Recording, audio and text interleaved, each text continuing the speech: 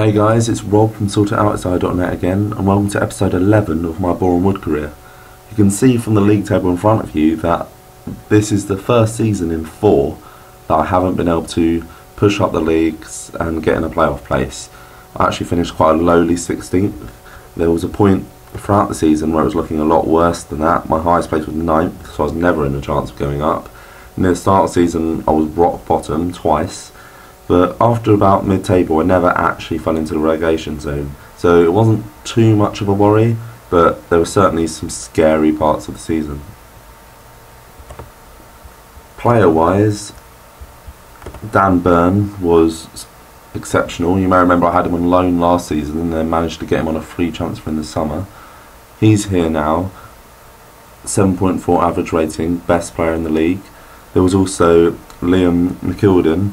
He's not on the top goal scorer charts, but he did get the most goals for my side, 20 goals, all in the league, 34 appearances, good signing. I've actually got Wolves as a parent club now, so he was really a blessing on the last day of the transfer window, getting him in on loan.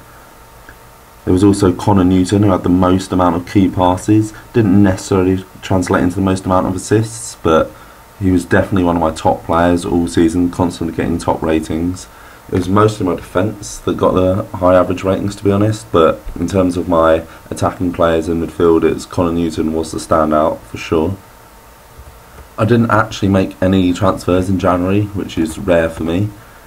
I was going to show you this. This is the international information about my team, to show you that I've actually got 4 international players in my squad, the highest out of League One, which isn't really surprising. Obviously they are in nations like Cyprus, Canada, Northern Ireland, and Lamisha Musanda is in the Belgium national squad but hasn't actually made an appearance yet. Obviously Jane Peters has been an international player for long before he ever signed for me, but Angelos Tzakalis and Luke McGullagh have both had their debuts while playing under me because they've shone so well. I think Liam McGullagh was actually my second highest average rating. Yeah, my 2 centre-backs and my right-back there, and Christoph Burkhardt, another centre-back, clearly showing that my defence was under a lot of pressure. It's a bit of a shame that those average ratings didn't convert into clean sheets, but there you go. Alex Pritchard and Angelos Tzakalis also played quite well. Alex Iwobi didn't actually play that often, but played alright when he was playing. In terms of my tactics used, I mostly stuck to the diamond I showed you before, but near the end of the season I did try and switch up to a 5-3-2.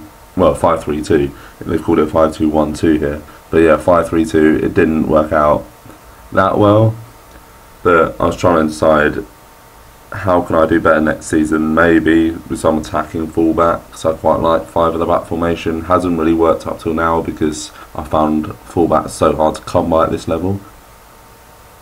But I've got good centre-backs for sure in Burkhardt, Byrne and McGullagh, so could be a possibility next season, playing 5 at the back.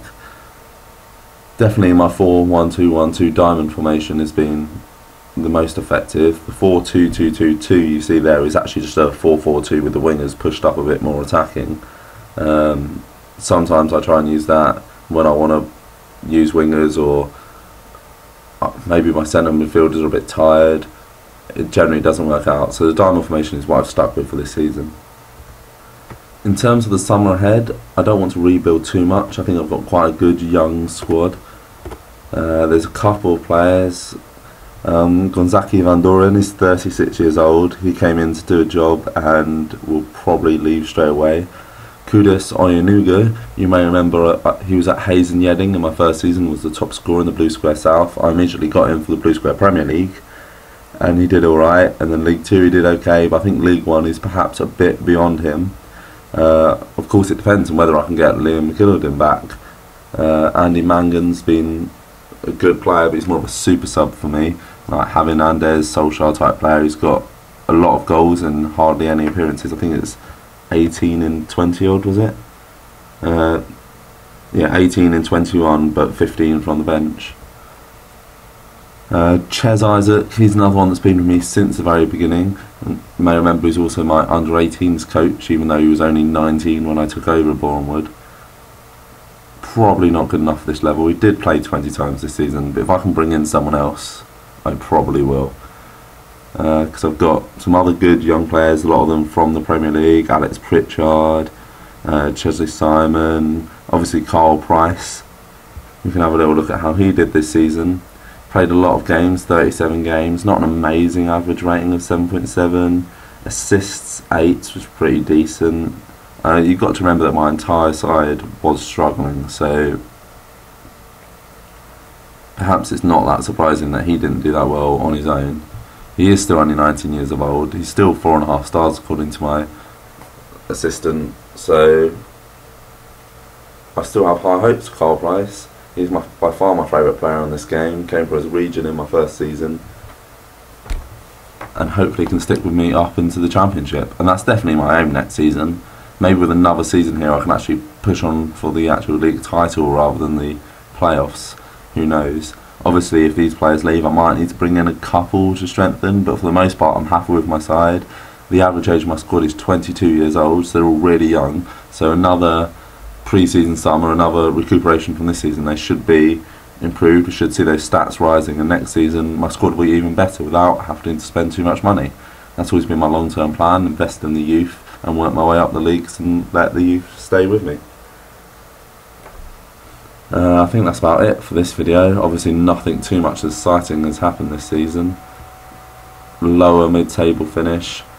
I'll give you another video over the summer, the in-game summer of course, showing you how I've strengthened, what my plans are for the new season. Hopefully next season I can push on for another promotion and maybe I can make it to the Championship. But for now, thanks for watching. Don't forget to give it a thumbs up and subscribe. Cheers.